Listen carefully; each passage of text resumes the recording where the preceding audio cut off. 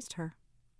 In these moments she thought, though she had never dared to try it, that if she applied her foot to the gas pedal and took her hands off the wheel, her car would take her wherever God wanted her to be. This 5 years' familiar experience had not always involved Cora Jean, but others like her, so Audrey had long since stopped questioning how it happened. The why of it was clear enough.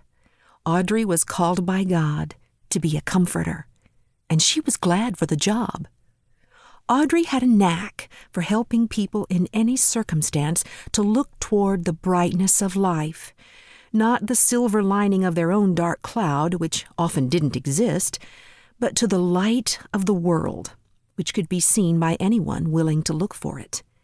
In Cora Jean's case, this meant not dwelling too long on the details of her prognosis, but in reading aloud beautiful, hopeful, complex poetry, especially the Psalms, and the Brownings and Franz Wright. It meant watering the plants, which Harlan ignored, and offering to warm a meal for him before she left.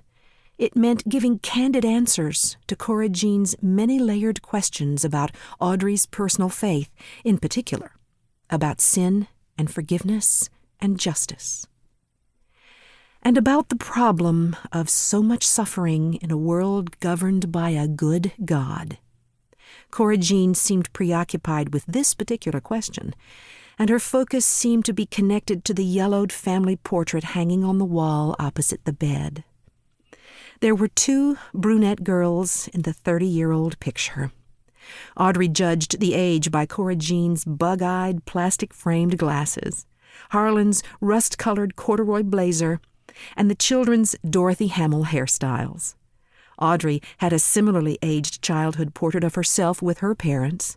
She guessed the daughters to be 9, maybe 10, and they appeared to be twins, though one of them was considerably chubbier than the other.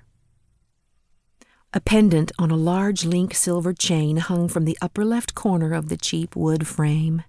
The pendant was also silver, crudely hammered into a flat circle like a washer that framed a small translucent rock.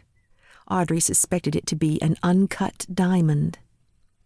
It would be rude to ask whether she was right about the stone, but on the day the fog broke and the sun brought a wispy smile to Cora Jean's pale face, Audrey decided to ask about the portrait she often stared at.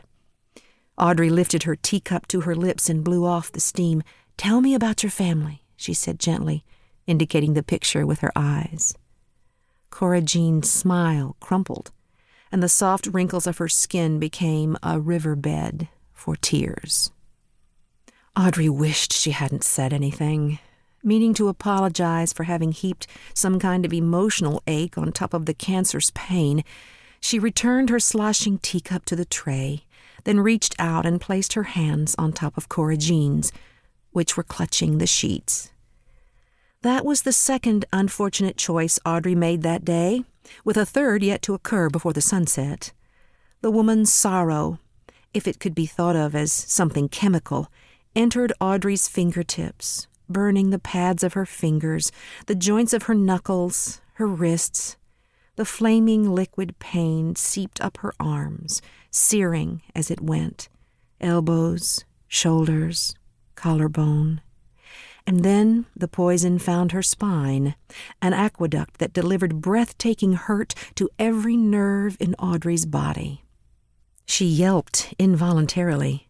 Here was a sensation that she had never experienced. She wished that she could save the dying woman from the terror. She also wished that she had never dipped her toe into these hellish waters.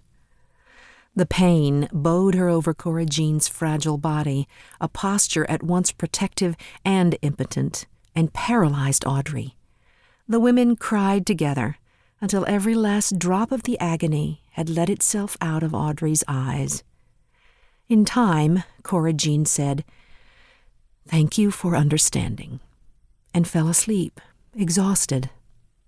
Audrey, who understood not a bit of what had transpired, said nothing. She turned the radio to Cora Jean's favorite classical station, then waited, agitated and restless, for the hospice nurse to arrive.